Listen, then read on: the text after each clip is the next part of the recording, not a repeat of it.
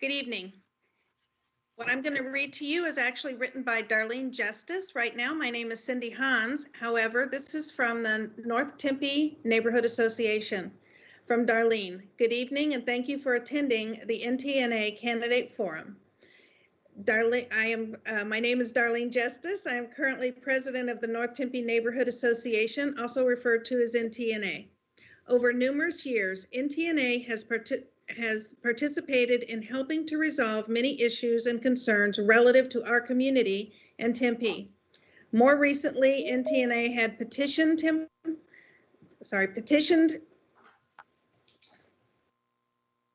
I have to read this correctly, had petitioned Tempe for the Tempe Papago Park Reserve. We supported the recent annexation and development of the county island after many years of meeting and annual cleanups. We are also instrumental in the formation of the Tempe Historic Preservation Foundation and the preservation of the historic Eisendrath House. We sincerely thank the City of Tempe for the opportunity to hold this televised and taped forum. Thank you, Nikki Ripley, Jason Wolf, and Eddie Garcia for your assistance. Our Tempe city government is the closest to its citizens and has the most impact on our daily living. We thank each of the candidates who are here this evening. Thank you for your dedication, hard work, quest to serve Tempe, and your participation in this forum. NTNA has proudly sponsored multiple Tempe candidate forums over the years with the assistance from the League of Women Voters. Barbara Sherman is co-chair for this forum. She formerly served on the Tempe Council, is a member of NTNA, and a member of the League of Women Voters. NTNA does not endorse candidates. Individuals within NTNA may do so as private citizens. These forums are conducted in such a way as to promote civil and respectful discussion of opinions and positions. The assistance from the League of Women Voters helps to achieve these goals in a fair, balanced, and nonpartisan manner. I now introduce our moderator, Cindy Hans, who is appointed by the League to moderate this forum. Cindy is a retired educator, spending over 20 years in education as a middle school teacher, assistant principal, and principal.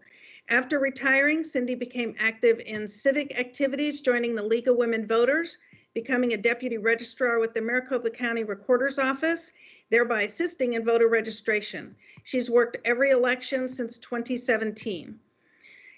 Cindy is currently active with two bipartisan issues, Save Our Schools Arizona, fighting for full public school funding, and the Stop Dark Money campaign to bring transparency to large campaign donations in Arizona. She is the mother of three, the grandmother of two, and lives in Chandler, Arizona. I want to thank all of you for your assistance this evening.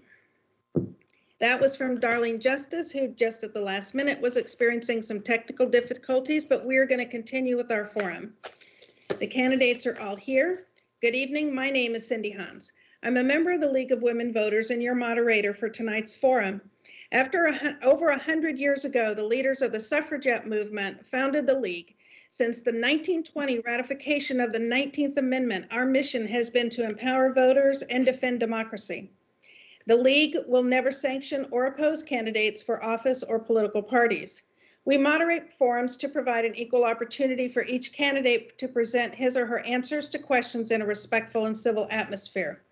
Our goal is to present to the voters the information you require to make an informed decision when casting your ballot. In addition to in-person or virtual meetings, we offer vote411.org, which is digital access to election information. When the League chose me to moderate, it was deliberate because I am impartial.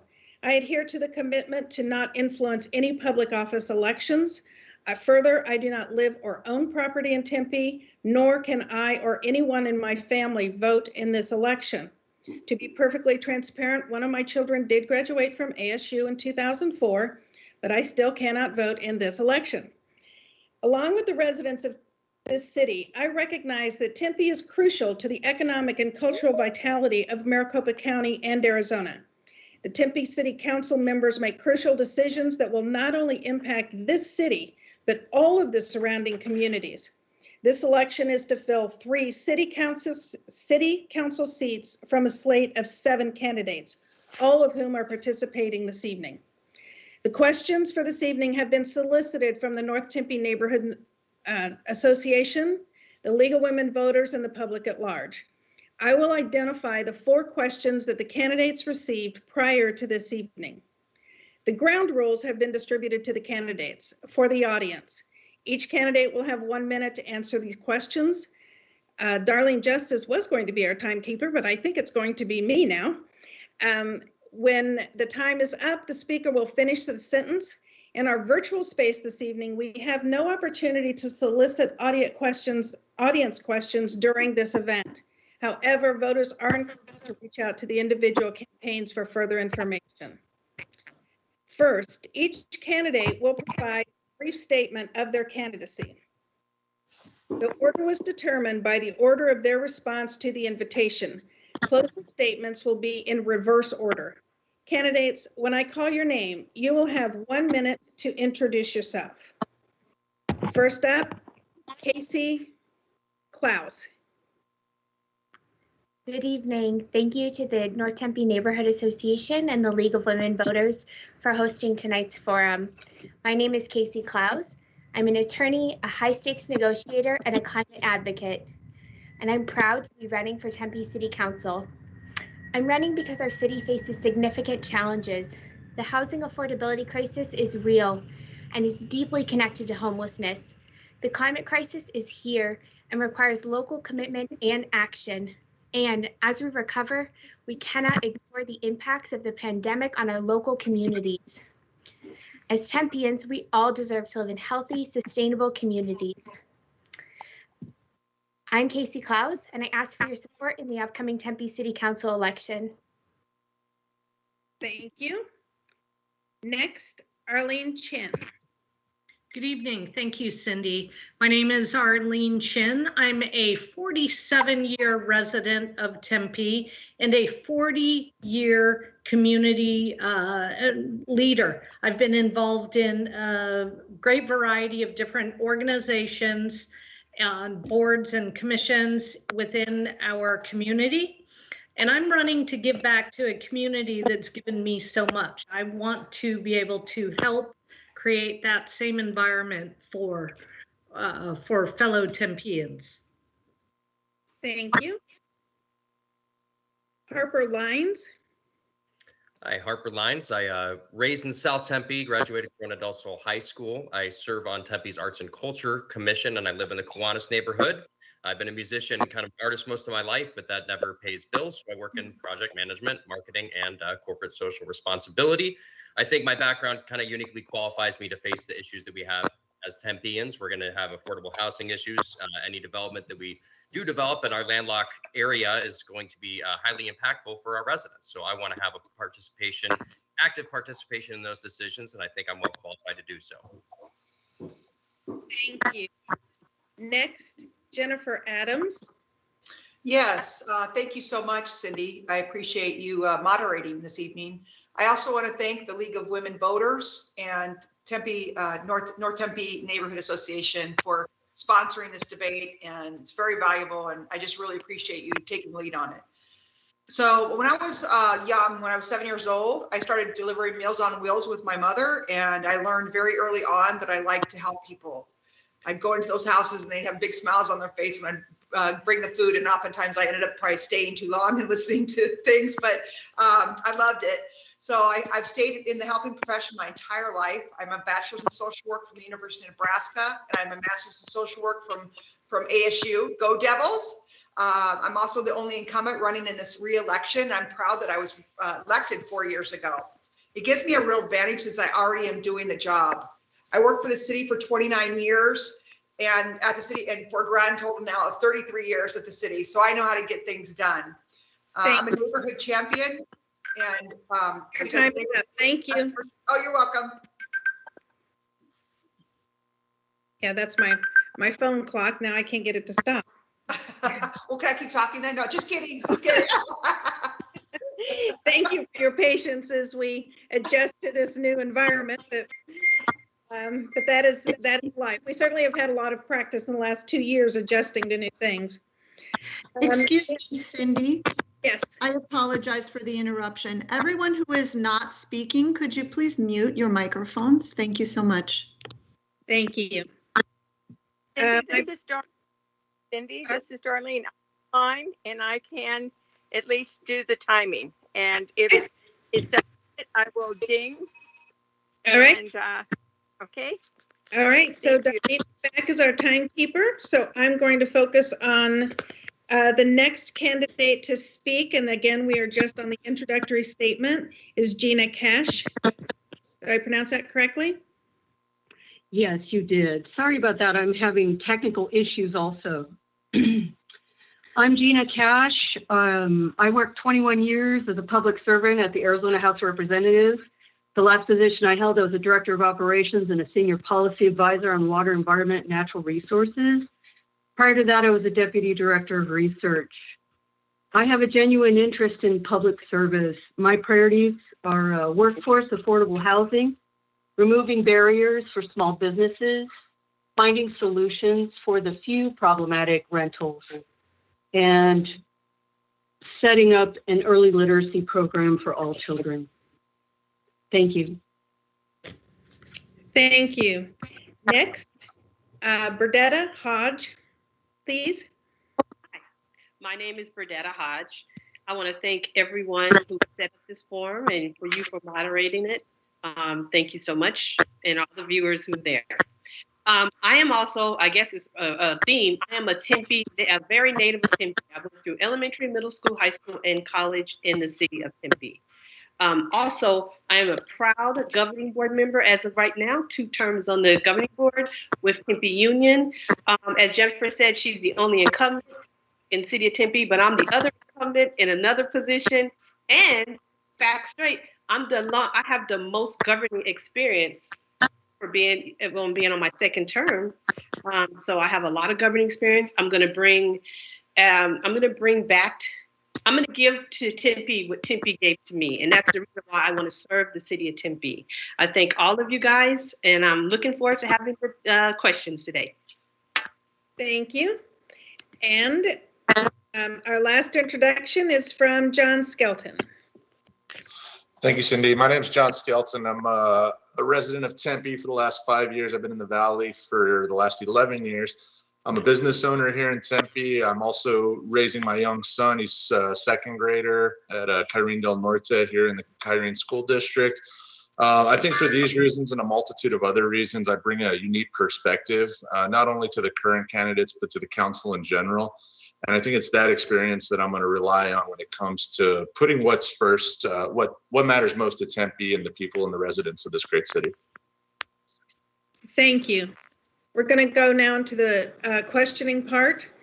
The first 2 questions were provided by the North Tempe Neighborhood Association. They are about homelessness and were provided to the candidates before this evening. There's quite a bit of background for this question. So I'm going to read some information for context, and then the questions will begin. Tempe is struggling with increasing homelessness. Those recently or soon to be homeless need assistance and sometimes transitional housing with services. Tempe does this well. However, once stabilized, where can these folks go? Tempe needs more affordable and workforce housing. It is time to think outside the box with a vision to both preserve and restore the historic Adobe Gonzales Martinez house, and to use the opportunity to establish a Tempe multifamily complex of mostly affordable and some workforce housing on the adjacent site. This site is centrally located, close to transportation and many jobs. These are your questions. How would you address the increasing homeless problems in Tempe? Would you support developing the land adjacent to the Gonzales Martinez historic property for the affordable and some workforce housing? First to answer for these 2 questions is Jennifer Adams. All right, thank you for the questions. So how do I address homelessness in Tempe? Short term, I know there have been a lot of recent meetings with the mayor and other members of our community in North Tempe as late as April and December. There were meetings.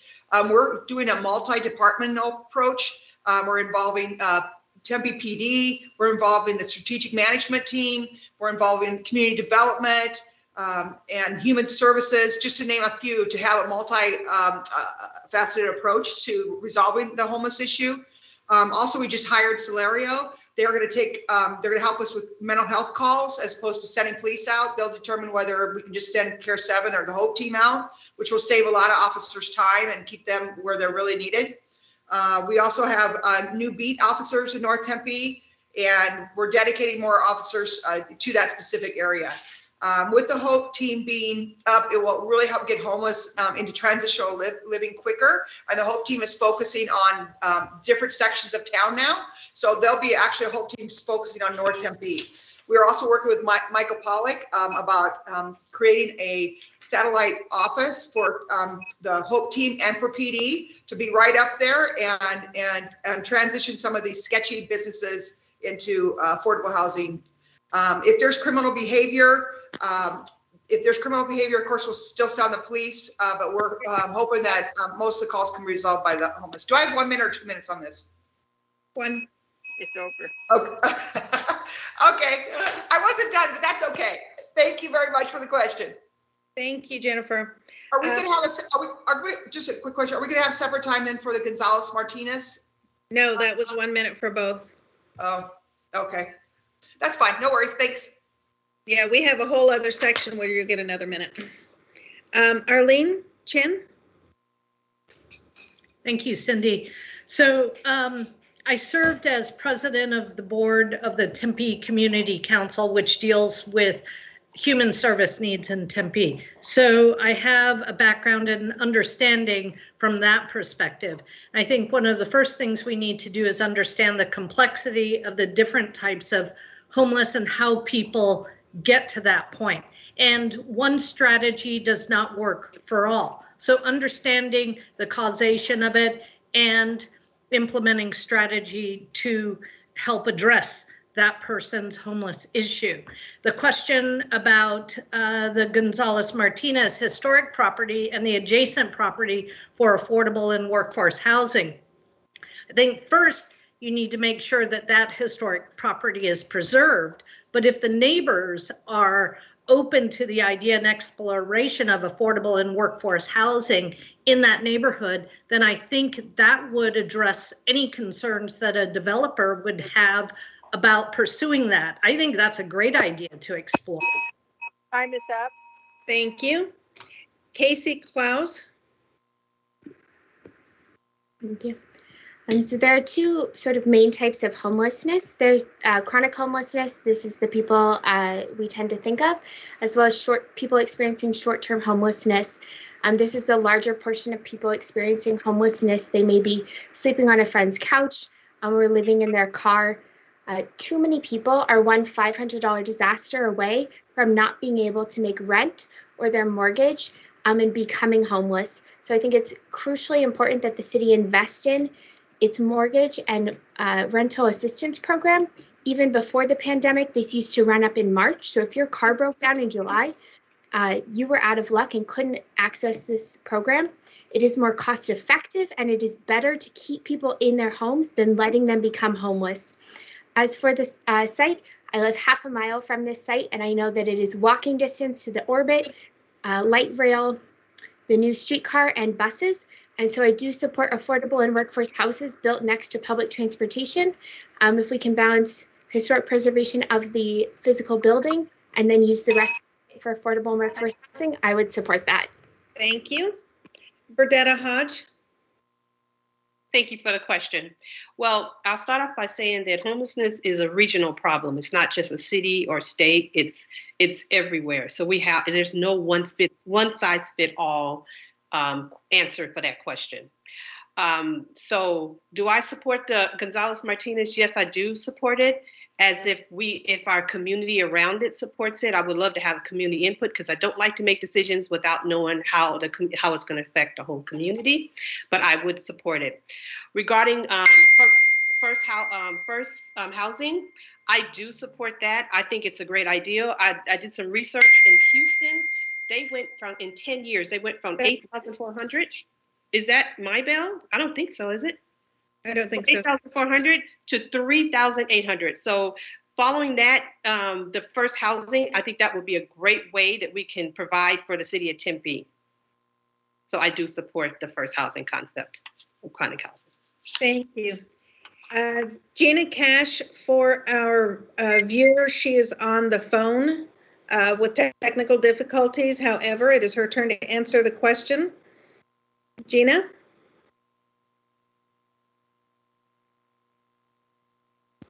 Gina, do you hear us?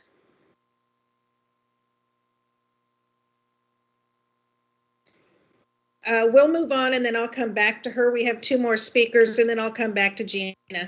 Harper Lines. Sure. I'd like to start off by saying homelessness is, it's a huge issue, multi-municipality. We need to think broader than just Tempe, because whatever initiatives that we start in Tempe, eventually other cities will, we're just going to have rushes of homeless coming into our city unless we solve the why of homelessness, which is, again, transitional housing is one. And then we don't have any federal or state programs for long-term housing for homelessness, which is why I do support a Housing First initiative. Regarding the development, I'd like to maintain whatever historical preservation that we can in Tempe, as long as it makes sense in the neighborhood. So I would like to support that maintenance and preservation of that historical site. And I'm open to any affordable housing and workforce housing development in Tempe, so long as we have a proper RFQ process for it, right? And we survey the neighborhood and make sure that everyone's on board with it. Thank you. John Skelton? Thank you, Cindy. Yeah, it's going to take a multi-pronged approach to dealing with this issue. In North Tempe, I know you get an influx of people, homelessness from Scottsdale when they're having their large events, pushing people down to that North Tempe and that county island. I do support the Housing First initiative as long as it's supportive housing. Being on the board with TCAA, we help individuals that are facing both chronic homelessness as well as short-term housing issues, and we're able to do what we can. But I do think that it's going to take the city, the county, the state, and even the federal government to help address this issue. In regards to the Martinez Gonzales lot over there, it's an eyesore right now. I know the historical property that's on there. If we can preserve that and develop it in one way, shape, or form, I think it would be a win for everyone. Thank you. Gina, are you able to join us? Okay, so Gina, Nikki, have you heard from Gina? I've attempted to text her and see if she would like to drop off and call back in. Okay. Okay, we're going to continue. The next question also is about homeless. The chronically homeless individuals with limited mental capacity, mental health, and/or long-term substance abuse will need help to get off and stay off the streets. Housing First, which is permanent supportive housing with wraparound supportive services, is needed in Tempe. Here are your questions. You have 1 minute for both, or actually there are three of them. Do you have any ideas regarding a Housing First location in Tempe? Do you support the Housing First concept for the chronically homeless individuals? Would you like a tour of the Housing First location in Phoenix? First up for these section of questions is Arlene Chin. Thank you. I don't have ideas for locations, but I loved going back to the recommendation for Gonzales Martinez, those adjacent lots. When neighborhoods or communities identify a possible location, let's pursue it and let's explore it. Do I support Housing First? Absolutely. I think when someone is homeless, the important thing is to get them to a safe place first, thus Housing First, and then address whatever wraparound services they need. You need to get them out of crisis mode first in order to address whatever their needs are. Thank you. Next, Casey Klaus. Thank you. I think it's important that when addressing homelessness, we address homelessness with compassion. So I do support Housing First initiatives, getting people into permanent supportive housing, and then wrapping around services that are crucial to furthering the individual. As far as locations, I think there are some really unique locations within Tempe. Looking at shopping centers that haven't been used in a while, different empty lots. But I do think it's important that when we're building permanent supportive housing, that we build it next to transit so that people are able to get around, get to their work, get to jobs, and get to the services that they might need. Thank you. Burdetta Hodge. Okay, yes. So as is everybody else, I do support, first off, I do support first housing. Yes, I definitely support that. I'm 100% behind that.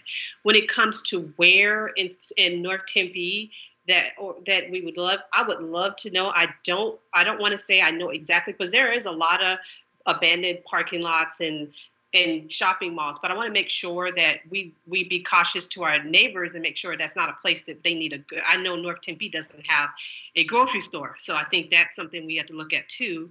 But I think that there are places, but I am not one to say where yet because I need more further information on that. Yes, I would love a guided tour. I have been at some of the homeless shelters in Phoenix. I've been working with them for years, but I would love to have a guided tour through it to see exactly where. When we talk about just like wraparound services, there's different tiers. And I will say that there's some tiers are stronger than others. We need to make sure when we look at about wraparound services, we look at the different tiers because some people may need wraparound services for 6 months. Thank you. I will stop there. Gina, are you with us? I am. Can you hear me? Yes. Did you hear the question? No, I didn't. Sorry about that. Okay, we're on, I'll come back to you in a few minutes once we address this question for the question that you actually missed. Right now, the question is about chronically homeless with limited mental capacity, mental health, or long-term substance abuse issues. Housing First is a permanent supportive housing with wraparound supportive services. 3 questions, you have 1 minute. The questions are, do you have any ideas regarding a Housing First location in Tempe?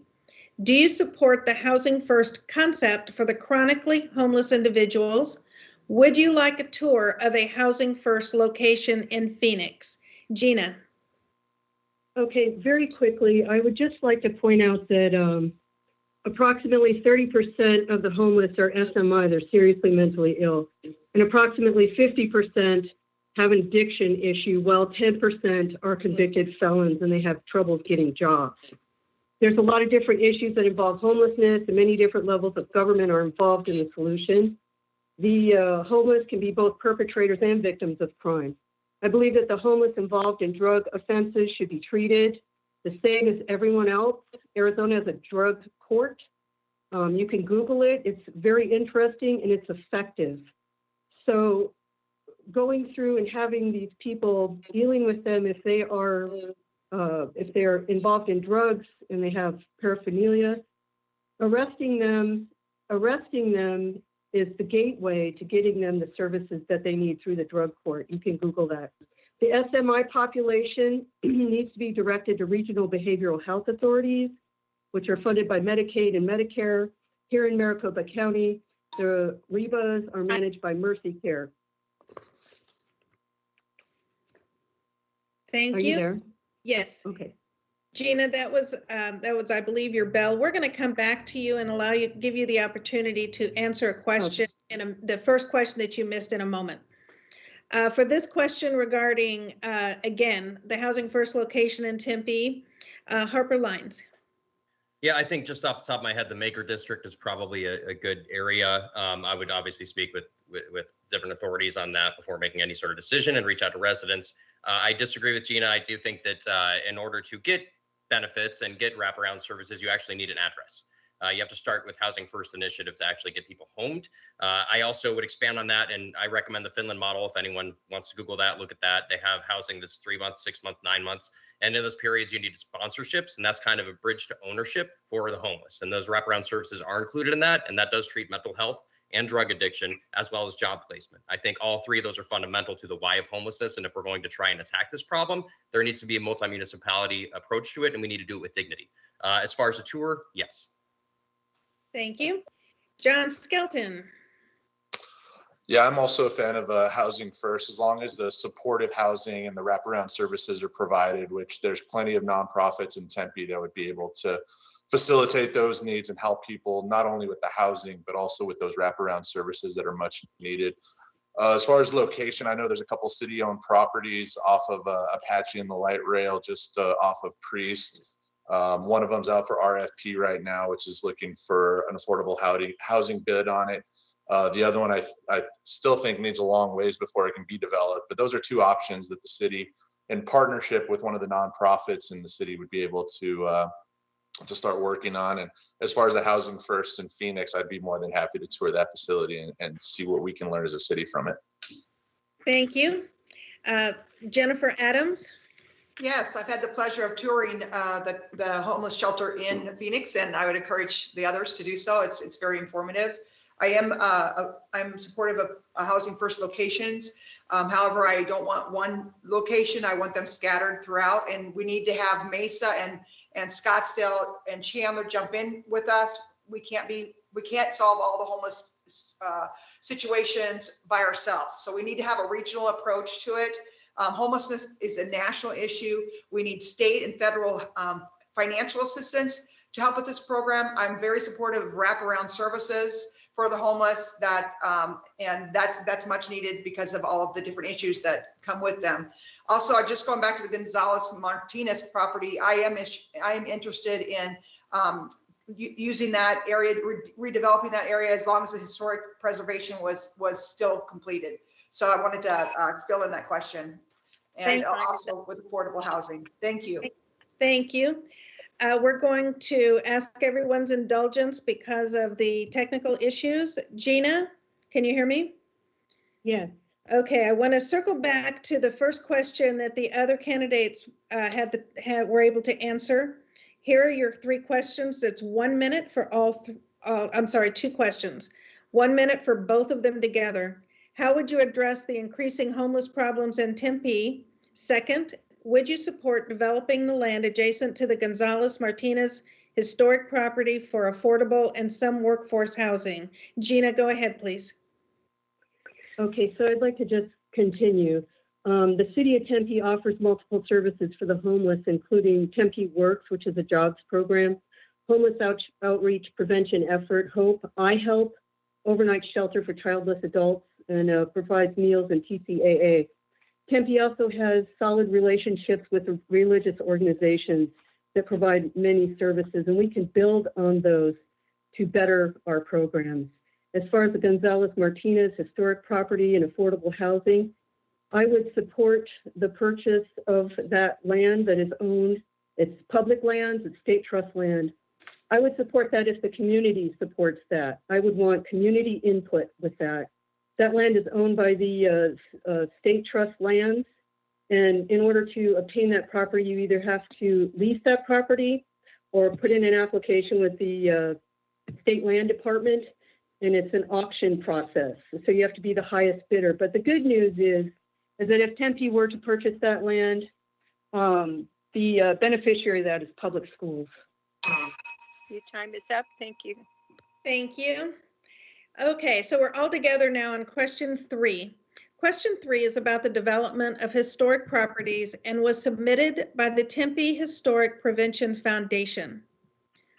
If a developer requests City Council approval to build a high-density project on any of the sites now containing prominent historical buildings along Mill Avenue or downtown Tempe, how would you vote or respond? How would you vote and respond to such a request in general or elsewhere in the city? First on this question is Casey Clouse. For the benefit of the voters, the candidates have not heard this question before tonight. Casey. Thank you for this question. I think every development is different, and I would need to know the specific facts of this development. Where is it being built? What property is it near? And how would the new development possibly interfere with the historic building? But I am in favor of higher density buildings being built, specifically buildings that are 4 stories or higher, so that we can have an elevator. Right now, most of our multifamily housing is just 3 stories, and so an elevator is not required by the ADA. And this means that seniors and people who cannot use stairs are not welcome in our city. And so I think it's important that we look at how do we increase density in the city so that we also allow more people to be welcome in our city, to live, to visit, to enjoy Tempe. So I think equity would be a big big part of my consideration in what the vote would be. Thank you. Burdetta Hodge. Yes, hello. Yes, I would actually, I'm very big on community and everyone sitting at the table. So I would want, before I made that decision, I would want to have neighboring businesses that's going to be affected by it.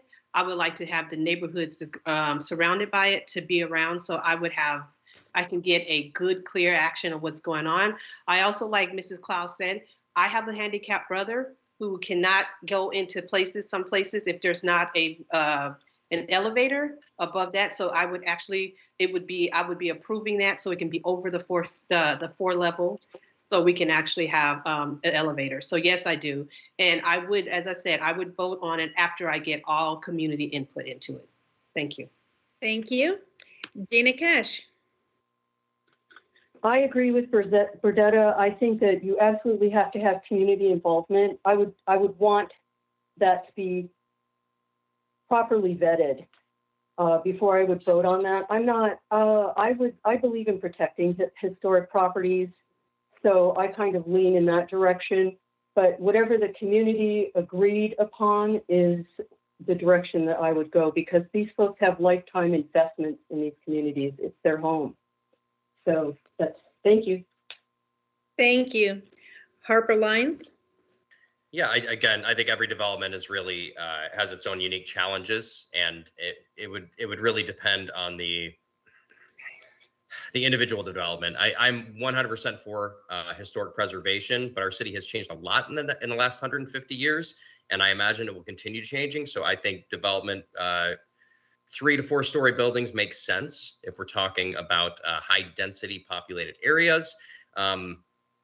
I would just have to review it. It would be on an individual basis. I'm not anti-development, and I'm definitely pro historical preservation, but that would have to be on an individual basis. I couldn't make a broad scoping response to that.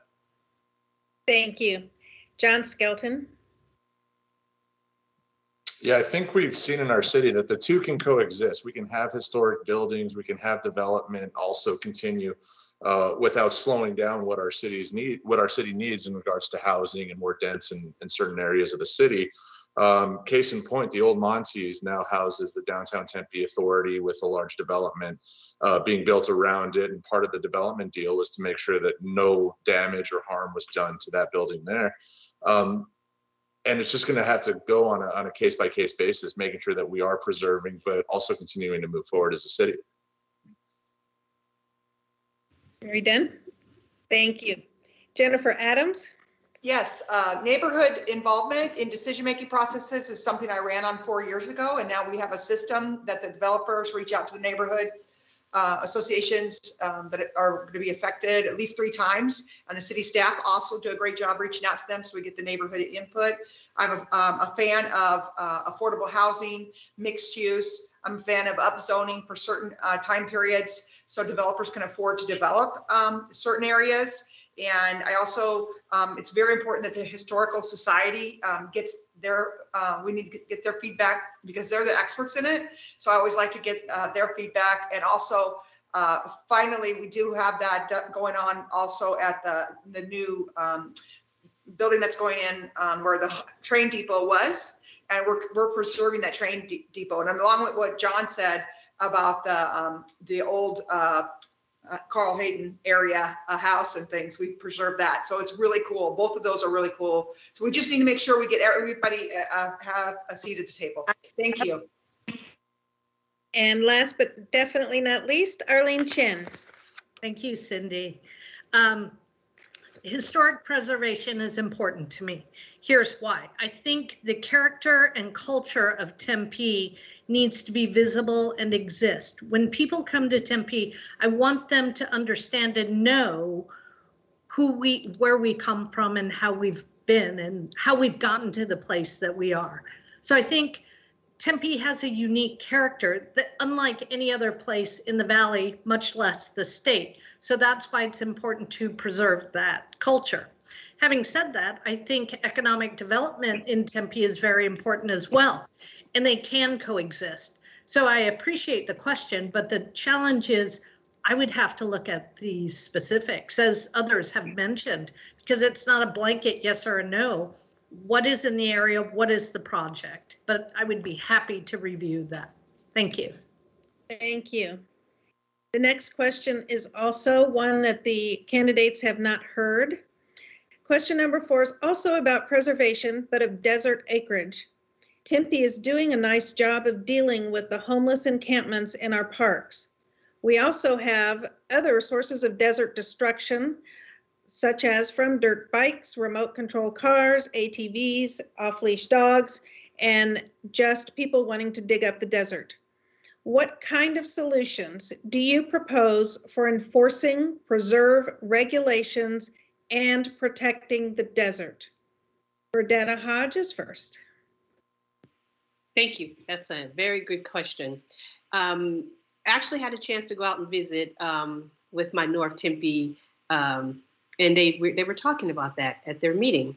And I would say that it would have to take, it was going to take a whole community. So community policing would be probably part of it, of the issue.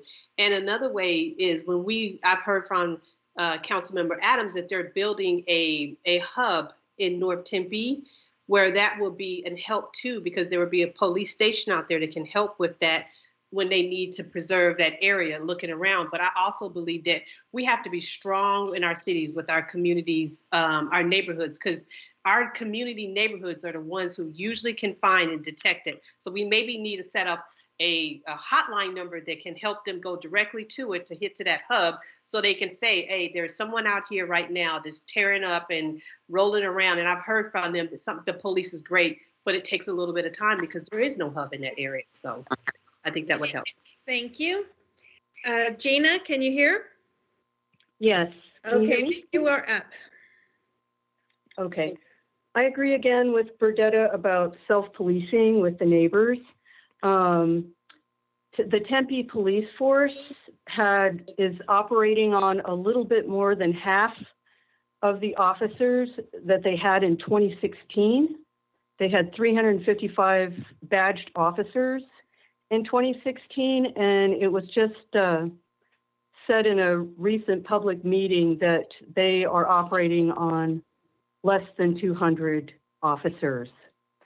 So as far as self-policing, I think that is what's going to have to happen until Tempe hires more officers to deal with this type of thing. I mean, people, as far as dogs not being on leashes, that's pretty commonplace, and I don't see the Tempe PD responding to things of that nature that you have talked about. Thank you. Thank you, Gina. Next, Harper Lines. Yeah, I think a toll number would be great. I also think in addition to a substation in North Tempe, a lot of those calls would be directed there, because I've spoken with the North Tempe neighbors, and that is a huge concern, is the preservation of those open spaces that we have that not just Tempeans enjoy, but Scottsdale residents enjoy as well. And we have people coming into our public parks that perhaps don't treat them well. So I think the addition of substation will hopefully solve a handful of problems that we have in North Tempe, and I support that expansion. And yeah, probably a toll number for active park destruction would be beneficial for everyone. We also live in a digital age, and we have cell phones, so we can, as informed citizens, we can report on what we see. Thank you. Next, John Skelton.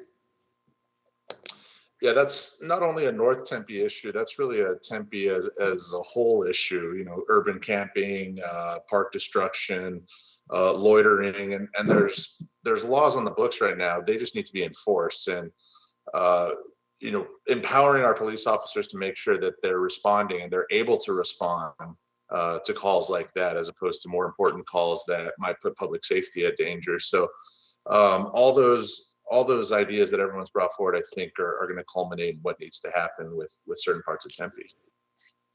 Thank you. Jennifer Adams. Yes, thank you. We have increased our police presence in North Tempe in the desert area. The neighbors have been doing a lot of policing out there, self-policing, and quite frankly, I'm concerned about their safety with some of the situations they've gotten into. So I think we need to look at other avenues. I would like the satellite station, because it will have PD and our Tempe Hope team. So if there are mental health issues, they can go with the PD out in the desert. And fourth, I've been preaching this for a long time, but I would like to see park rangers out there 24/7 in those parks because they are constantly being overrun and constantly being abused, and more strict enforcement when people do abuse the park out there. Thank you very much. Thank you. Arlene Chin. Thank you, Cindy. And I'm going to pivot a little bit from what I heard as your question. And this is a problem unique to our North Tempe area because it is the one that I think is closest to the open desert. And I think that was your question of preserving there's destruction in the desert. So what are we going to do about it? Well, part of it for me, I'm a carrot person, not always a stick person. So education, letting people know that these are lands that need to be protected, partnering perhaps with some local nonprofits. I volunteered with Keep Tempe Beautiful that cleaned up that Indian Bend wash area that helped out, but also enforcement. And I think the importance of having a substation, a police substation in North Tempe would help in many areas, and including with this issue. Thank you, Arlene. Next and last, Casey Klaus. Thank you for this question. I love Tempe, I love Arizona, and I love living in the beautiful Sonoran Desert. So I think that preserving our open spaces is incredibly important. I believe in encouraging good behavior.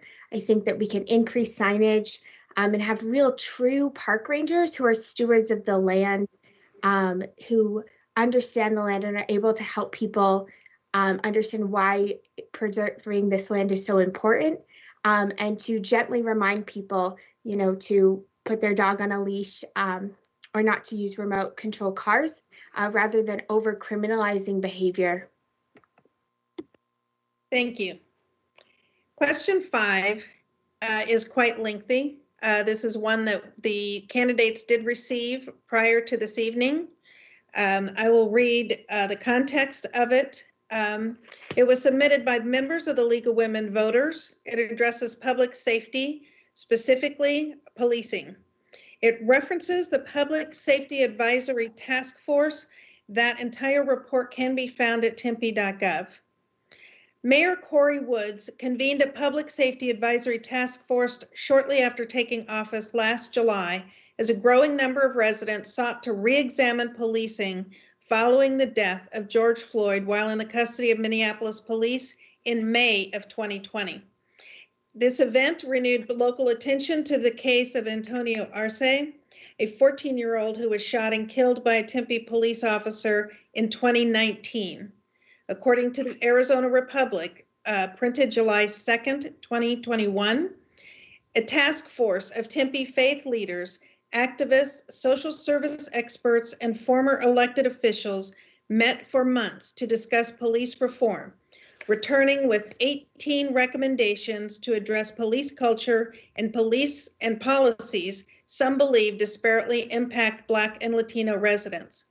The task force met for months. Its recommendations were sweeping, involving everything from success measures, victim services, adding mental health and social service responses to crises, workforce, officer wellness, and more.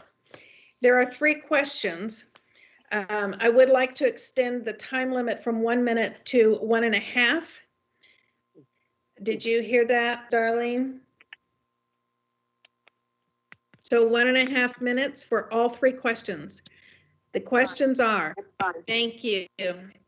Of the task force recommendations under consideration, which one would you make your top priority and why? How would you ensure equity and accountability from the Tempe Police Department? How would you measure and demonstrate success to Tempe residents? This question is Gina Cash. I think that the most important piece of this is the data and transparency, creating transparent and open data governance. Why? Because data and transparency build trust between the government, the police force, and the public. Equity and accountability, I would rely on the public, and I would like to implement an anonymous reporting system. As far as measuring success is an interesting question. The city is functioning with a bit more than half of the police officers that it had in 2016, as I mentioned earlier.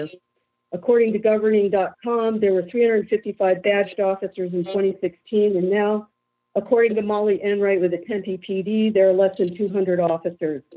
Tempe has a very high crime rate, and it is listed as one of the 10 of the most dangerous cities in Arizona. Any type of success could be measured by the crime rate being reduced, Tempe being removed from the list of dangerous cities, and hiring more badged officers so they're not experiencing a problem of being stretched too thin. Thank you. Thank you. Next, Harper Lines. Sure, I'll start with the first. My main priorities based on what the task force came up with, I would say not just one, but they're all comprehensive in the same subject, right? Shifting services from police to social service professionals, like we're doing with Care 7 and routing those calls through Solari, creating transparent and open data governance. And that includes what we're doing, but an expansion of that with body camera recordings of every civilian transaction, and then making those public. Supporting mental health and wellness, and that's not just for citizens and civilians, that's for our officers too. Law enforcement has shown, utilizing partnerships with Care 7 and Solari are great, but quarterly performance evaluations with our law enforcement and consistent connection to those services and raised awareness campaigns to those services available to officers will help, as well as allotting public resources for those transformations. Second question, implementing top policy priorities. I think holding consistent polls with Tempe residents. I think they rank just above 70%. The police did in the last poll. Maintaining those quarterly evaluations with departments and maintaining consistent audits will help develop that community partnership that we're looking for with law enforcement. The third part of that was measuring and determining the success of those priorities. Again, we're looking at polls. We're looking at being able to field those results with every interaction. Transparency builds connectivity with the community. That way we're all held accountable. And honestly, residents act better and law enforcement acts better when we know we're being watched, right? And that creates a community thread with law enforcement, which is what we're looking for. Not over policing, but a community thread. That consistent accountability with our police helps not only with the community, but with all of our residents. Thank you. John Skelton, please. Yeah, I think first and foremost, the city's already implemented a shift in social services and those types of social workers going out on certain calls and working with Solari, I think is going to help tremendously. It's going to take a burden off of some of our police officers and some of those responses that they're having to go out to. At the same time, if we're trying to measure something, Tempe being one of the highest crime rates in the state, I think we get those numbers down while providing equity, while providing more police, community policing, while providing ongoing training for a lot of our officers, and getting our hiring back up where it needs to be would all be great measurements in understanding what this committee did and implementing those recommendations that they made. Thank you. Jennifer Adams. Thank you, Cindy. Yes, I support Mayor Wood's initiative, Hometown for All, and also the Public Safety Task Force. It's important to have the community be a part of making your decisions, and it also builds public trust. I support number one actually I support all of them, but my favorite is number one, human and services pillar, shifting services from police to social service professionals. As an MSW and licensed clinical social worker, I understand how important that is to get out to the community and to help with the homeless. I've spent a lot of time with the PD in the past when I worked for the city and going out and talking to the homeless and trying to get them services. It takes a lot more than one time to meet with the homeless for you to get them on board to accepting services. So it's an exercise in patience. Also, we recently did approve the Solario contract, which I think will help with dispatching Hope workers instead, Care 7 and Hope workers instead of just police all the time. They're going to screen those calls. That'll save a lot of efforts with police services. We also recently approved the $1.4 million funding for the Hope team to increase our members. We're partnering with ASU. They're paying for 2 Hope professionals to help us. We also purchased 2 hotels to provide housing for the homeless, and we'll also provide wraparound services to the homeless. We are going to do the satellite office, which will include PD and Hope, and they're going to work together on calls. We're expanding Care 7 and also working with our community partners like TCAA, the Aries Foundation, and other to provide services. We need to measure the success by how many calls are diverted to Care 7. Of these, how many require police backup, and of these calls, what is the resolution? Thank you, Jennifer. Okay, thank you. You did. You got it. You got a few extra seconds in there. Okay, sorry about that. I don't always hear the bell. I didn't hear it either. So, but we're okay. Okay, and that's why I give you a few extra seconds for this, because it's a complex subject.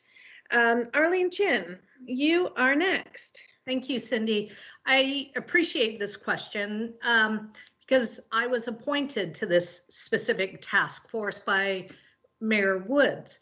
So I had a hard time picking which of the priorities to select first, but I will use the shifting services from police to social service professionals as a very important one. And here's why. It helps us to reimagine what calls should be going to PD and maybe what calls could be handled by a mental health counselor, which is what we're doing. It's been actionable and it's been implemented. The reimagining 911 and using Solari, we need the right person for the right call. I think it's a great start. And these were all recommendations that we pushed forward, and we know it will take time to roll out eventually. As I served on the task force, it was represented by many, many diverse voices.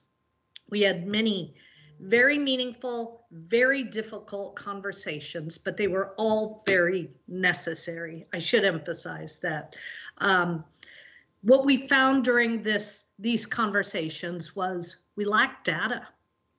So for me, both the ensure equity, accountability, and how do we measure? Data is what we need. Open and transparent data.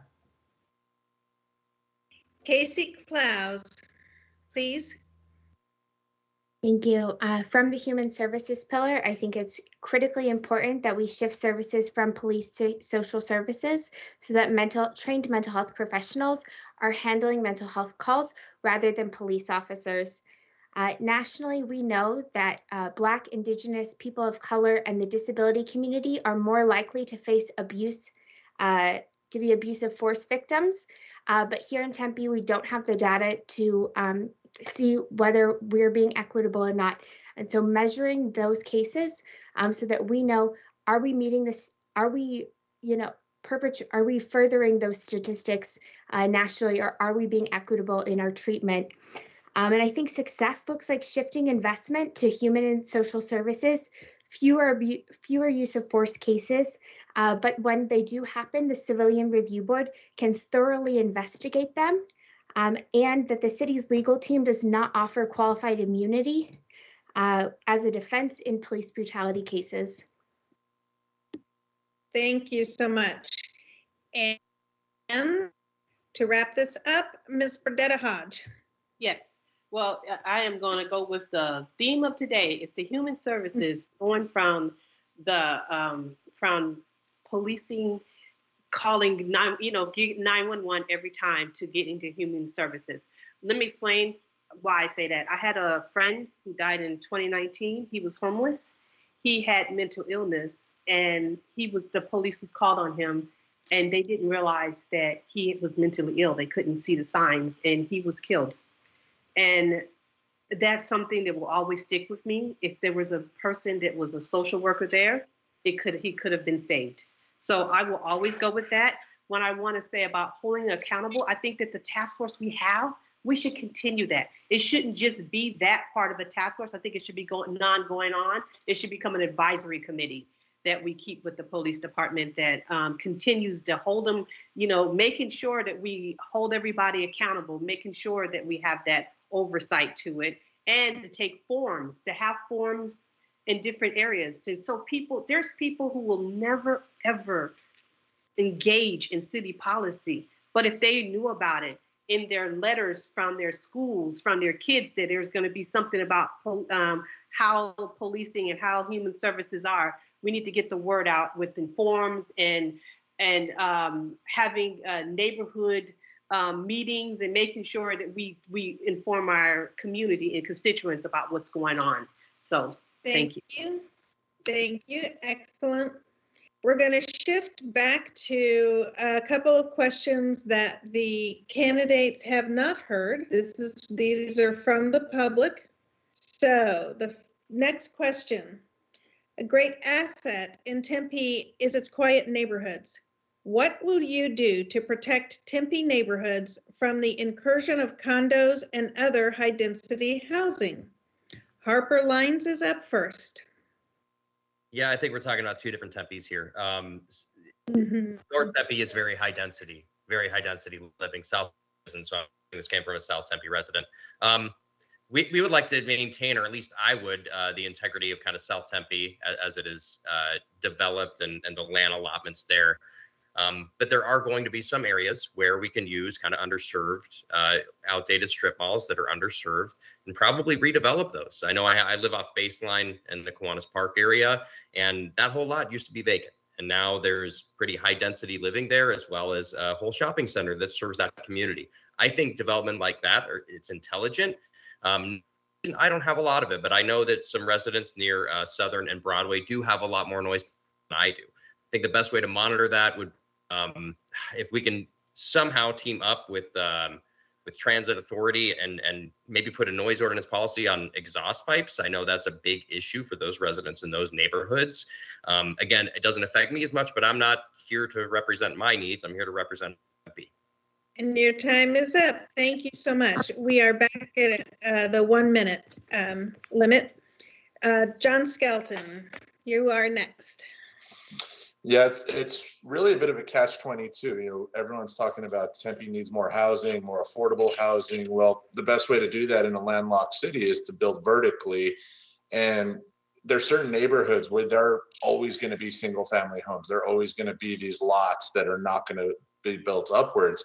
But there are pockets of the city where the only option is to build more density and add those housing units that the city desperately needs. So it is a bit of a catch-22, but I think it's going to take community input, neighborhood input, all the stakeholders really coming together to figure out where these more dense buildings can be built.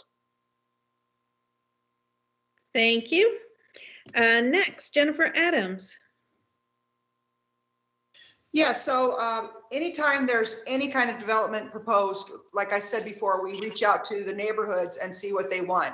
And we rarely go forward without the neighborhood leaders being involved in the decision-making process. So I'm super proud about that. We do have a huge problem with shortage of housing throughout the valley.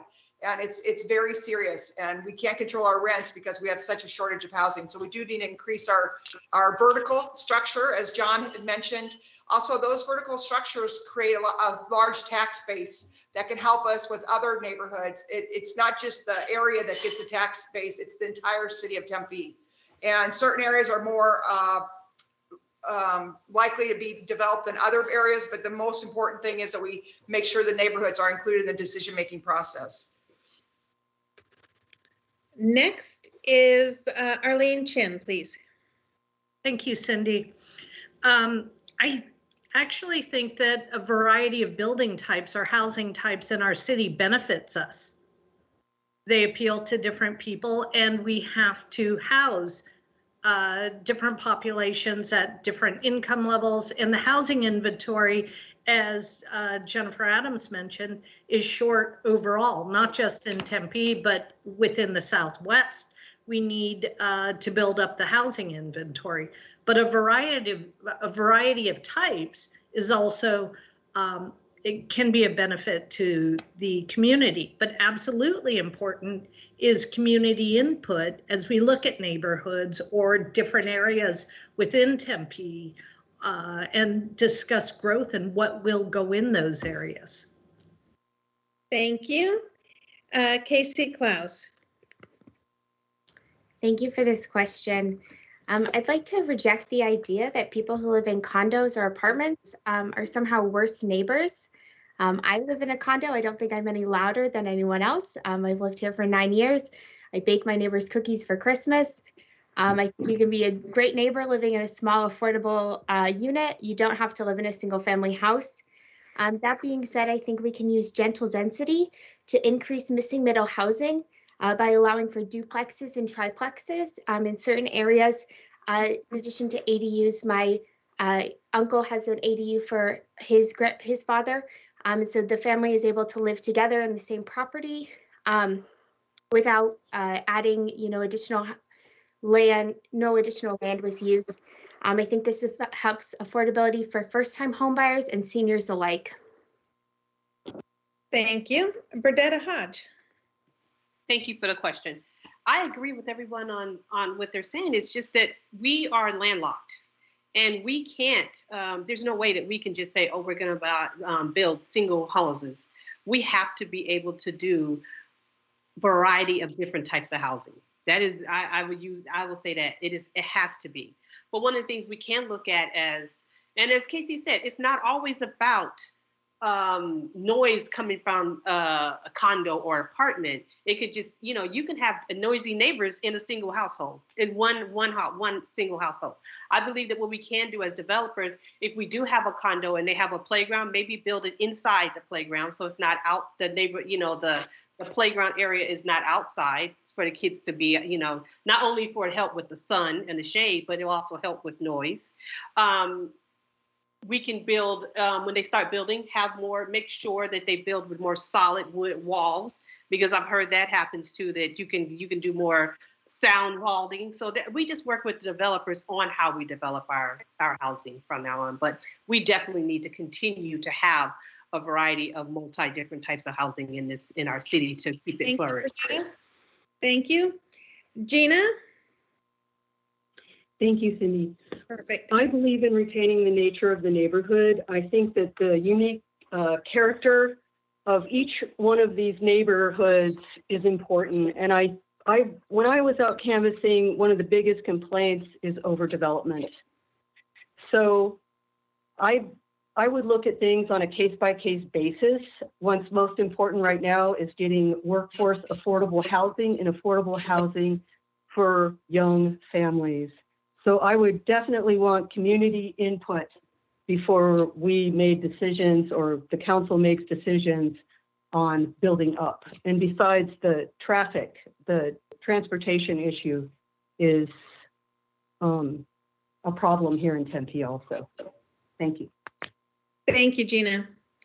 The next question, to provide a little bit of background, in the past, Tempe's had as many as 4 legislative districts within its boundaries. Recently, the final draft of the new legislative maps were released for approval. According to the new maps, do you know how many legislative districts contain a portion of Tempe? What do you think about the process of determining congressional and legislative districts for Tempe? First is John Skelton. Thank you, Cindy. Off the top of my head, no, I do not know how many legislative districts were drawn into Tempe. As far as the process itself and drawing those, I'm actually on the board of TCAA with Sherman Lerner, who is one of those that was helping redraw the district lines. They have their process they went through. They had the Republican, the Democrat, and the Independent. And as far as other states go, I think we're one of the more, we do it a better way than some of the other states, I believe. And as far as the representation with Tempe within the state and within the congressional districts and all that, I think, as long as we get the right people running, we'll be able to do what's best for Tempe residents. Thank you. Jennifer Adams.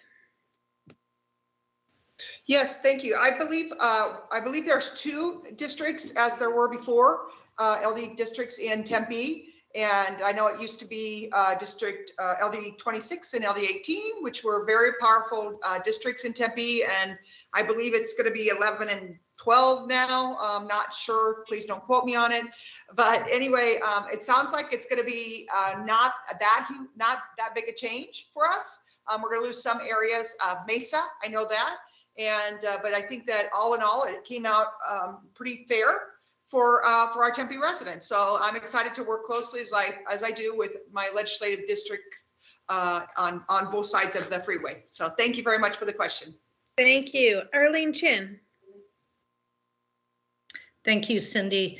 I think there were 3 legislative districts, and as we move forward, I am not certain on the number, and I'm not going to guess on that one. But I did recently attend my D26 meeting where we had a presentation, and there's still some controversy, is my understanding, but we had a great Tempean that was representing us on the redistricting committee, Shireen Lerner. So I applaud the hard work, but not everyone is happy with it. Thank you. Casey Klaus. So I had the opportunity to serve on the city's 2020 Census Complete Count Committee. And so encouraging people to fill out the census to have, increased representation was definitely on my mind. I do wish we got our 10th congressional district and the additional federal funding that comes with that. However, we did not. Arizona has one of the best redistricting processes. Not everyone's happy, but the independent redistricting process, I believe, is better than leaving it up to the legislature. And I believe right now we have 3 districts, 18, 26, and 27, and that we will be in 2. Don't quote me on that, though. I know my district has changed a little. Everyone's district's probably changed a little, but I'm glad that the districts, I saw a draft map that had us in 4, so I'm glad we're not in 4 districts, hopefully. All right, thank you. Thank you, Casey. Burdetta Hodge. Yes, Ms. Klaus, you're right. It was 3 districts. Now we have 2 because the district that had 27 is now drawn into it. So I am happy that we do have the districts we are, because North Tempe really does need to work with Scottsdale. And now that it's drawn together, that will give us a chance to open up that communication when we have the situations with the homelessness and and going up that area with the businesses like the porn shops and the strip clubs and the cash checking cases, those businesses that go straight up around North Tempe all the way into Scottsdale. We will be able to come together and communicate with our legislator. We can work together and partner. And yes, I think that we do have one of the fairest in the country when it comes down to redistricting. Thank you. Thank you. Gina Cash. Thank you, Cindy. Right now, we are represented in 3 districts, 26, 27, and 18. And the legislative districts that are mapped out right now are 8, 9, and 12. So it's 3 and 3. As far as the independent redistricting committee, the IRC, I think that's a completely fair process, how to draw district lines.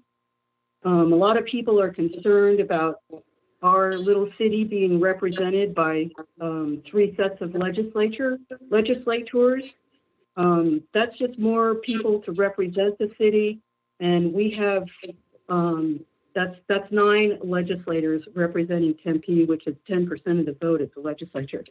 So as John said, it would be good to get some people in office that are very skilled at what they do to represent us appropriately.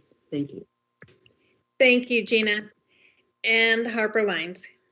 I think everyone already answered for me, but yeah, 3 districts. I think the redistricting process is fair. I am very thankful that it's not up to the legislator, but here we are. And I think overall the districting, it doesn't affect me so much. And I'm really grateful that North Tempe is now sharing more of a district with Mesa and Scottsdale, because they're going to have a lot of stormwater issues on top of that we're going to need to work together to solve.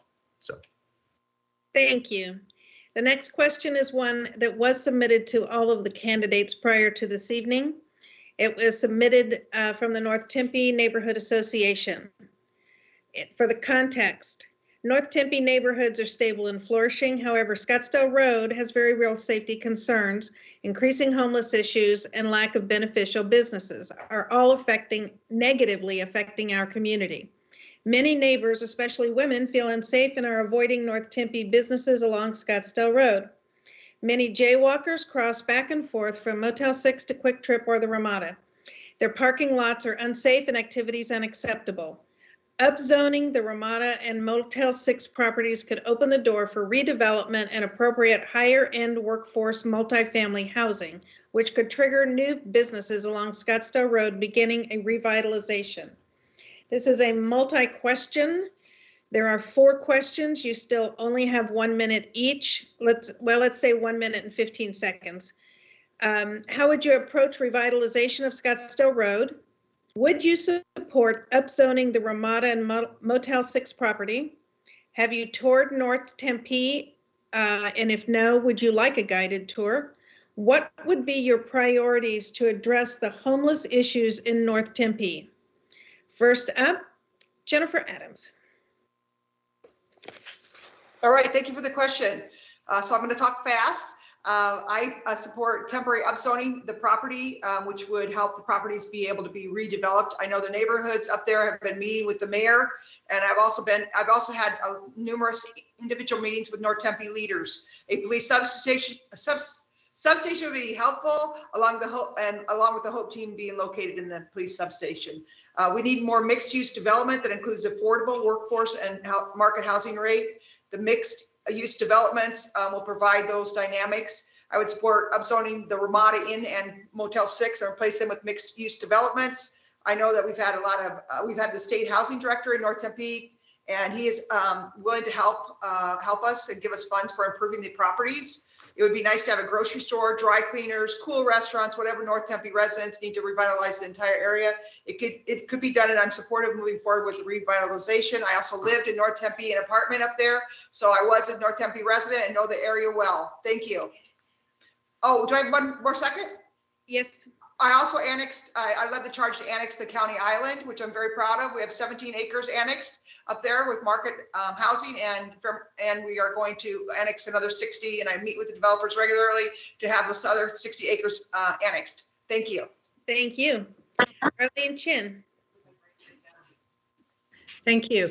So I'll try to address each part. On the revitalization, I would work with the neighbors, the city economic development staff, and they're working with developers all over the state and in our city. So introducing them to the opportunities available in North Tempe, if they're interested in some great opportunities and locations. Would I support upzoning for 2 of those locations? Yes, if that was the appropriate strategy. I think you have to look at the project and see if that's the strategy, or is there some other strategy to help make that, to incentivize development in that area.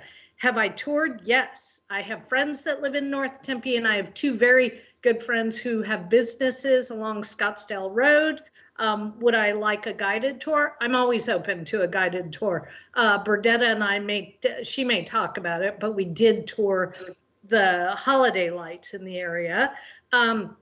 What would your priorities be to address the homeless? I think we addressed that mainly in the other question, but working with, if there's a substation up there, but working with the Hope team and making sure that we're addressing the diverse causes. Your time is up. Thank you so much. Casey Klaus. Thank you for this question. I used to live and work off Scottsdale Road. I worked and lived in the apartment complex at Scottsdale and Hancock right by that QT. So I'm familiar with the area. I used to ride the Orbit or the rural Scottsdale bus to campus. To revitalize, I would certainly invest in lighting and tree canopy, as well as improving the sidewalks so that they're ADA accessible. So that when we have mixed use and more affordable development, people are able to walk around the area. and to, traverse shops and different retail establishments. I do support upzoning to allow for more affordable and workforce housing, as well as allowing for more accessible housing for seniors and for the disability community. I would love to see some mixed use development in the area. I have been up there. I live in 85281. So I have, I go up there, but I would love a guided tour. Thank you. Burdetta Hodge.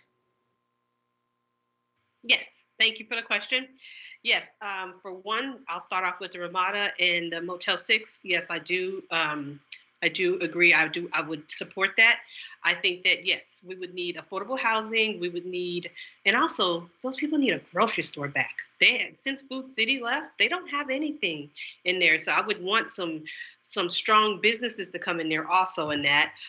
When it comes to what I would do, I would also want to work with the annex to make sure the county islands are secured, because as Council Adams says, that's a very important part of that of North Tempe.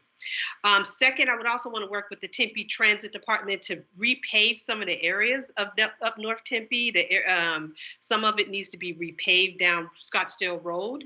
As for the homeless, we have, like I said, we have addressed it, but I would still want to approach, I think the having Hope there, having our substation there will all help with that.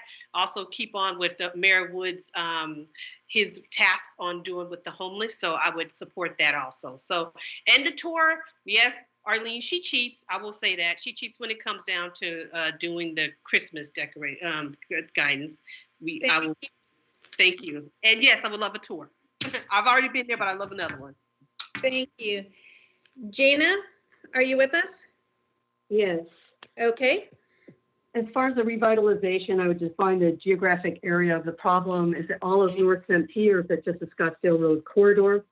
In that area, there just appears to be three separate issues: homelessness, lack of diversity and quality of retail stores for local residents, and the ability for the businesses to attract customers from surrounding cities. My approach would be to get with the residents in the area because they have a lifetime investment there. I would like to get the business community in the room, along with the Tempe Chamber of Commerce and the Commerce Authority, the State Commerce Authority, to find solutions that work for the community. The city's role is to facilitate and to provide expertise. The development plan is best suited for the individuals that live in the neighborhood. Would I support upzoning? I would support upzoning if the community decided that that was what was needed for a development plan. What are my ideas for North Tempe? My ideas are just simply what the community wants and what is possible to actually do. So, and that is only done through multiple stakeholder meetings. Thank you. Thank you. And Harper Lines. Yeah, I'm excited about this one because we're talking about future planning, which I think is a central theme to all of the questions regarding Tempe and our current status and what we need to do in the future. Specifically to this area, we're talking about not only road revitalization, which I 100% support, but upscaling those or updeveloping those two hotel chains.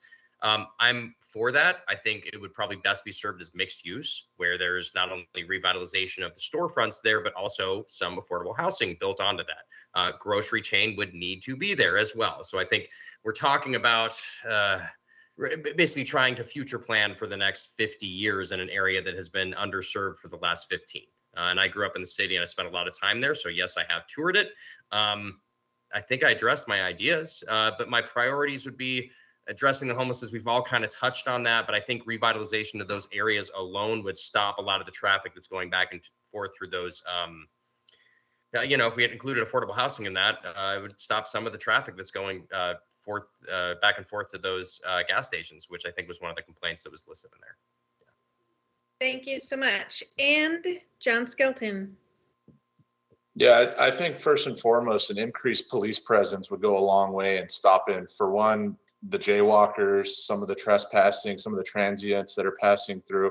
It'll also stop some of the illegal activity that's happening at some of those hotels out there. In regards to upzoning, you can upzone that, but unless there's an incentive for the developer to create something new, they're just going to sit on what they have right now, as long as it makes sense for them as a private business owner or private landowner. I would like to commend the city on what it's done annexing those county islands and the parcels of land that they have and plan to in the near future. But I think an increased police presence would go a long way in making sure that that area does get revitalized the way that the residents would like to see. Excellent. Thank you. Thank all of you. The next question has not been heard by our candidates. We are back to 1 minute each, a maximum of 1 minute. Tempe and Arizona in general are young enough that their governmental frameworks are part of the government reform movement. Do you have additional reforms that you would like to see in Tempe? First up, Arlene Chin. Thanks, and I had my hand raised. I think we should clarify Berdetta's comment. The last one about cheating was, I was not paying attention to her undue influence to influence my vote on the lights. That's what she meant. I don't have any issues or reform ideas. So thank you for the question. Thank you. Casey Klaus. Great, thank you for this important question. I think that our city can have some reforms to our city government. I would be in support of districts so that the city is more represented on city council. Different areas would have different representatives who are able to look out for their interest. Right now, we don't have anyone north of Broadway on city council. I'm also truly in favor of campaign finance reform.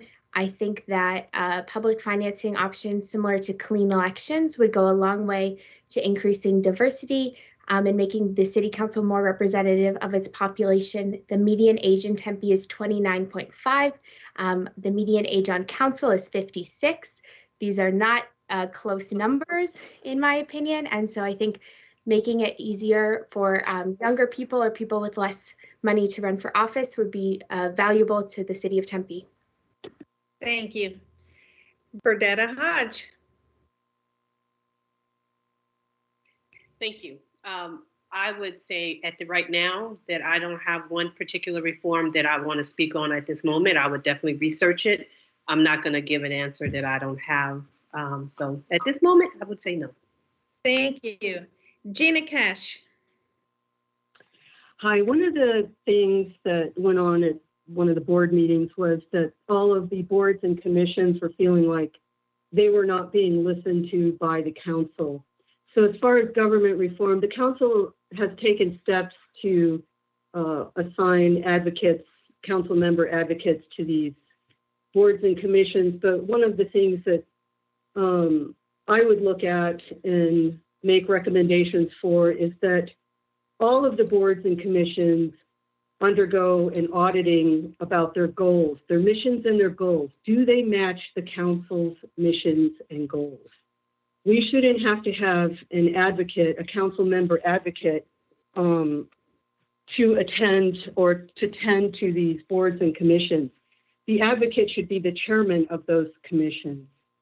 And to Casey's point regarding finances, I really don't think that any special interest money or developer money should be contributed to these campaigns of these council members because they have direct control over contracts. Yes. Thank you so much. Your time is up. Harper Lines. Yeah, I actually, I don't, but I would say I'm against having districts in Tempe. I think that creates kind of an amplified hyperbolic partisanship that I don't think we need as a city. I also would disagree serving on a commission with Gina's last point. We actually have advocates that inform council, and we meet with council pretty regularly after our meetings, and we have audits quarterly and every year to review the findings. So that's really the job, is to have residents who are experts in their particular fields informing council on the goings on of their city. So those two things, yeah. Thank you. John Skelton. Thank you, Cindy. Yeah, I've never read the city charter, and nor am I a lawyer to be able to understand what a true change in what our government or city government law would look like. So at this point, no, that's about all I have to say on that. Thank you. Jennifer Adams? Yes, thank you for the question. I am open to looking at districts like Casey is in the city. It's a lot of room to cover when you're campaigning and representing the entire city, and the city is very diverse.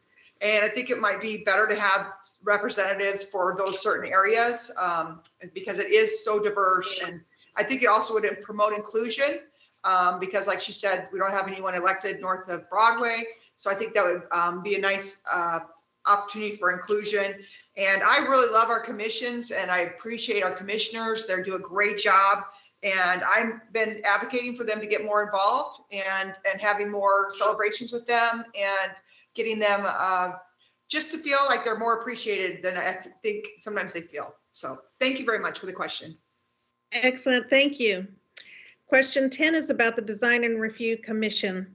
The Tempe Arts and Culture Plan found that the focus of the Tempe Development Review Commission is land use concerns rather than design and planning standards. Consequently, local developers and architects suggest the creation of a design review commission consisting of residents, professionals, and ASU design experts that would improve the quality, character, and integration of new growth and development in Tempe. Here is your question. If elected, would you support the creation of such a new commission? Why or why not? Casey Klaus, you are up first. Thank you for the question. Honestly, I am not familiar with this proposal, and so I would need to look into this further. As an attorney, my job is to gather all the facts and understand everything that I am going to be looking at. And so that's what I would do on council is understand an entire problem. And so I don't want to go off the cuff and make up an answer for folks. So I'll go ahead and hand it over to the next person. Thank you. Burdetta Hodge is the next person. Yep. Well, she took the words right out of my mouth. I don't have enough information. Being an elected official, I understand that I need all the facts and what's going on. So I would not be able to answer that question until I get full information on it. Thank you. Thank you. Gina Cash. Hi, Cindy. There you are. I would like to know more. I would like to learn more. I would like to know what their mission statement is, written down what their mission statement is before I made a decision about something like that. Thank you. Thank you so much. Harper Lyons is next. Yeah, hypothetically, it's a brilliant idea. You're trying to get local subject matter experts in architecture and the arts and culture together to basically inform city council on ongoing development, right? So that, I think hypothetically, it's a great idea. The problem with that is depending on the power that they have to vote against proposals that developers have, because there have been situations in other cities where committees such as this have the final vote on whether or not development can happen based on their specific architecture needs, right? If they want to keep the architectural integrity of a specific region, that's great, but I don't know. I would have to see a charter. I'd have to see what their power is in that ultimate vote for council and developers, because it could negatively affect development. It could stall a lot of future development that could be positive for all residents. Thank you. John Skelton. Yeah, I'm going to piggyback on what Harper said. It sounded like the question was asking if we wanted a separate commission on top of the development commission in regards to land use, but actually the design and architecture of certain buildings. So if that's the case, I think making a new commission probably doesn't make sense, but maybe folding the two into one and not allowing the stifling of any development because of a second commission or anything like that would make sense. Thank you. Jennifer Adams. Yes, I think it's an interesting proposal. I would be willing to look at all the possible aspects of it. I think it's always powerful to bring experts, subject matter experts to the table and work out great designs. I can tell you that for the most part, our DRC does recommend different designs and according to what the neighborhood's wishes are. So we already have some of that going on, but I would be open to learn more about it and then make a decision based on more information. Thank you for the question. Thank you. Arlene Chin. Thank you, Cindy. My experience with the role of boards and commissions in the city go back to my very first commission. I was on the Mayor's Youth Advisory Commission, and we served, as do all the other boards and commissions, serve in advisory capacity, hopefully subject matter experts to advise mayor and council. If there is an issue with the design review committee, then let's review the roles and clarify what their role is in the entire process. I'm hesitant to create another commission on top of that may duplicate duties and roles. Let's review it and let's see what's not working and perhaps expand it. Thank you. This next question is a complex one. It was submitted to all the candidates prior to this evening. It revolves around the stormwater flooding in North Tempe. This was submitted from the NTNA. From 2006 through 2013, North Tempe experienced increasing stormwater flooding. In 2014, Fillmore Street had serious flooding into 6 homes. The Maricopa County Floodwater District Scottsdale/North Tempe Floodwater Study was completed in 2016. The City of Scottsdale immediately began working on their shovel-ready stormwater priorities, while Tempe hired a group to determine Tempe's priorities, comparing south to north floodwater studies. Priorities were finally set in 2019.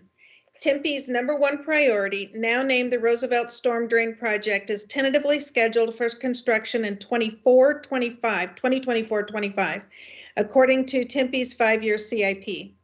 Tempe and Scottsdale are co-funding this project. Scottsdale's CIP does not coincide with Tempe's. Will scheduling be delayed again? This issue has been going on for far too long. Sandbags still line the front of a home on Fillmore Street. Here are your questions. You have 1 minute for all 3 questions. Is this an issue that concerns you? If elected, how would you help influence Scottsdale regarding this #1 Tempe floodwater priority? How would you approach this issue? First up, Gina Cash. Cindy, thank you. Yes, this issue concerns me. Anytime that the government can't agree and people's houses look as if there's been a hurricane because of the flooding, that's an issue. How would I approach this? I would get the representative legislators, ask one of them to champion the issue, get all the legislators in there, their policy staff, because if an appropriation is necessary on behalf of the legislature to deal with this infrastructure issue, the people in the room will be able to make that happen. The executive staff would have to be involved in this also, along with Maricopa County Flood District and both cities and their resident experts on this issue. So a decision can be made on the issue on the start date. 1, 2, the funding mechanism could be decided. And last, if there is an issue regarding a legislative appropriation, there is the Water Infrastructure Finance Authority that handles these issues. And that is your time. Thank you so much. Harper Lines. Yeah, it definitely concerns me as a resident. It's an infrastructure issue. It's a basic infrastructure issue, and it affects residents and it's causing property damage, right? If elected, how would I help influence Scottsdale regarding the funding? I mean, it looks like we're at actually a 50-50 split with Scottsdale and our city's associated costs, and the rest is actually managed by the state under the Flood Control District of Maricopa County. So how would I approach that issue? Well, I'd probably use communication and reach out to the city of Scottsdale. I don't think it's a legislative issue, but specifically the members of city council and the stormwater management staff. I'd ask for data on the last 10 years of the stormwater flooding. I'd look at the other occurrences of associated city costs for property damage. And then I'd review the lower Indian Bend wash area mastery study, which was actually provided to us. And that recommends expansion of one of the existing drainage and then construction of 4 additional drainage. And that would alleviate the problem. But yeah, we're looking at probably trying to propose an accelerated timeline between 23 and 24 to realistically deal with that. And that would bump it up at about 1.5 years, 2 years from where it is now. Thank you. Thank you. That is your time. John Skelton. Yeah, hopefully I'm not speaking out of turn here, but I believe the money's already been allocated for this project, and it's just a matter of making sure that it gets done and it gets prioritized as it is in Scottsdale right now. If it's not being prioritized and the timeline is 24, 25, that's something that we need to look into and work as a city and work with Scottsdale, work with everyone involved to make sure that it's getting addressed sooner rather than later, and that these floods don't occur again and put people out of their homes. So it's something that I'm concerned about. It's something that the money's already been allocated for, and I think it needs to be prioritized as a city. Thank you. Jennifer Adams. Yes, thank you for the question. I am supportive of moving forward with this. I actually have been working on this for years since I was elected. I'm very disappointed that we haven't made more progress in this. We've been having a very difficult time with Scottsdale cooperating with us on this issue because it runs down from Scottsdale, and without them participating, it's impossible to control. I did support the bond campaign for funding stormwater management, and I'm proud to have even signed the letter supporting that bond to raise funds for stormwater management. I have supported a meeting with Scottsdale leaders, and I know that Mayor Woods recently met with the Scottsdale mayor and discussed this issue with him. I've also asked our city manager if he would have our engineering director meet with the city of Scottsdale engineering director and come up with solutions. We need much more cooperation from Scottsdale, and you know, the district thing. I mean, with the expanded district of the Northern District, maybe we could put some pressure regarding the the new legislators with this and get help. Thank you. Thank you. Arlene Chin. Thank you, Cindy. Does this concern me? Absolutely. It's frustrating to me, and I am not a resident in the area. This should have happened already. Plain and simple. It looks like it's a CIP priority for both Tempe and Scottsdale. If I'm elected, I will ensure that it stays on the CIP, and the sense of urgency has to remain high for this project. There are 3 parties involved in the funding of this: the Maricopa Flood District, and then the remainder, they'll take care of 50%. The remainder is cost shared by Scottsdale and Tempe. Tempe is committed to it in the CIP plan, and we need to make sure that that stays there and that we work with Scottsdale to align schedules to start this ASAP. Thank you. Thank you so much. And Burdetta. Oh, I'm sorry. That is Casey Klaus is next. My apologies. Thank you for the question. This absolutely is concerning to me. No one should have to sandbag their homes in monsoon season here in Tempe. As an attorney, I negotiate hundreds of contracts. I would use the skills I've built in my career to negotiate with Scottsdale to bring up their deadline or their timeline so that our timelines are aligned and we can get to work on this project as soon as possible. I believe that the best negotiators are people who are calm, can see all sides, and see short and long-term advantages. And I've negotiated successful contracts over and over in my career. And that is what the skills I would bring to Scottsdale so that we can get aligned on a timeline and get this project going. Thank you. Now, Burdetta Hodge.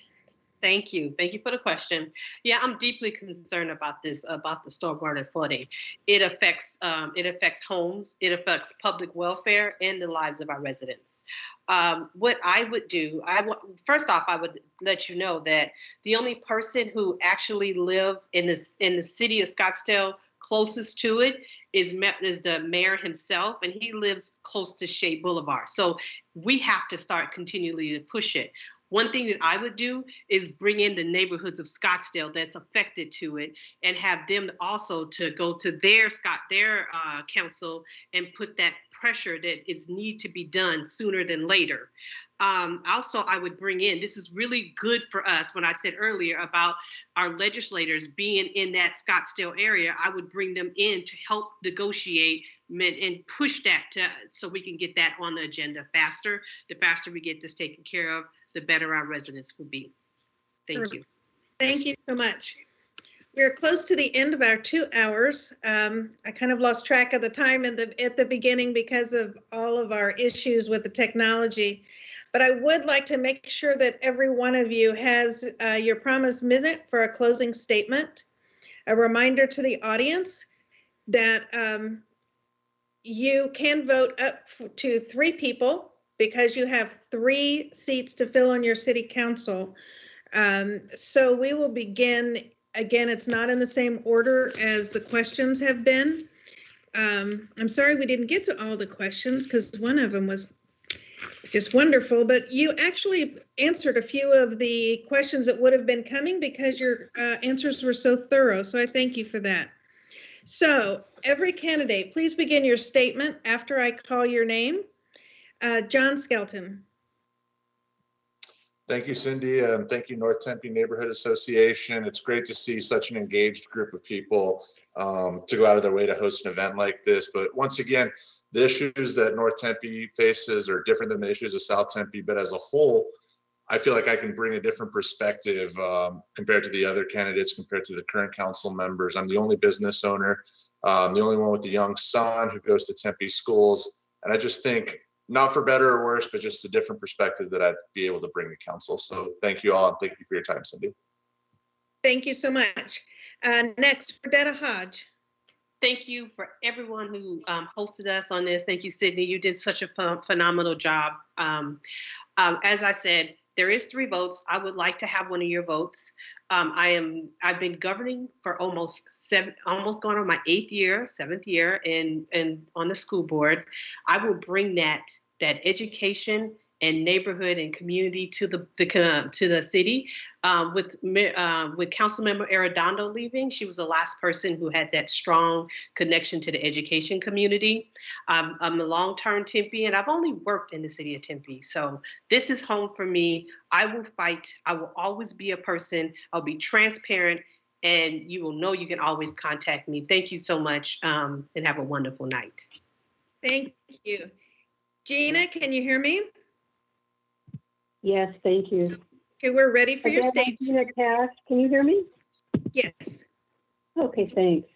I'm Gina Cash. I have 21 years in the epicenter of public policy at the Arizona House of Representatives. I've got a genuine interest in public service. I have no money from any special interest groups, and I'm not on the payroll of any interested parties. A vote for me is a vote for policy expertise and a unique skill set that'll be used to represent your interests and interface with the legislature and the executive. Thank you, everyone, for putting this together. I know it's difficult putting things together and then having to change gears right in the middle. So I appreciate that. In the policy arena, they say that if you're not at the table, you're on the menu. So I'd like to thank you for inviting me to the table. Have a great night. Thank you. Jennifer Adams. Yes, thank you. And thanks to the league and also to North Tempe. I've worked for the city now for 33 years. I ran for city council because I love to help people and get things done, which I'm very good at doing because I have the history. So I'm proud of my accomplishments over the last 4 years. Clark Pool, so children are going to learn how to swim again, annexing the county island, which we're going to keep going with that. We've increased our affordable housing, our homeless outreach efforts. When I ran, or when I was elected, there was only $1 million going into pavement management, and now we have $55 million and counting for our 5-year pavement management program.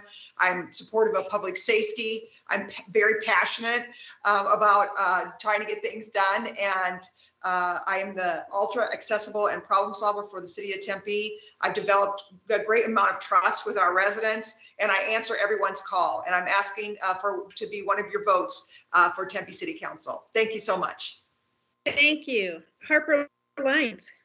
Yeah, I've been a longtime resident. I understand that the issues that North Tempe faces are very unique to North Tempe, and I'm very well versed in them. I'm running to hopefully affect positive change in the city I grew up in. I've got a long career in project management, corporate social responsibility, building community partnerships across the valley through organizational communication, and that's what I'm good at. I'm running to, again, hopefully affect positive outcomes for the city I grew up in, the city I believe in, the city I love, and for future planning, not just for my generation, but for generations to come. There are 3 votes, and I really hope to earn yours, Tempe. Have a great day. Thank you. Arlene Chin.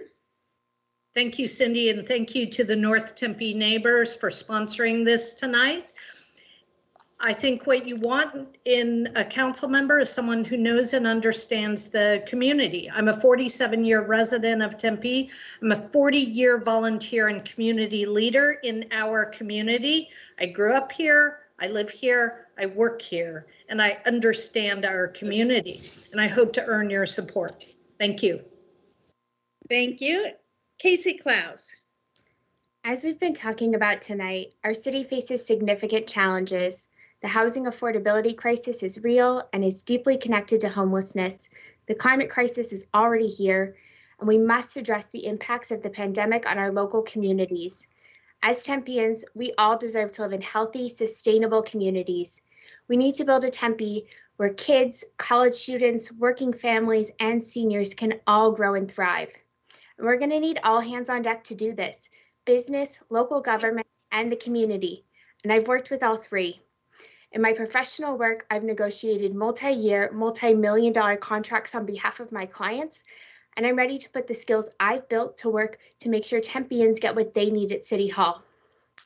I love Tempe, and I know that together we can build a future for Tempe that we're proud of. My name is Casey Klaus, and I ask for your support in the upcoming Tempe City Council election. Thank you. I have a few reminders for the viewers and the voters. And a personal comment. Voters, I don't envy you your choice. This is a dynamic group of people whose passion and intelligence and creativity should be quite clear to all of you.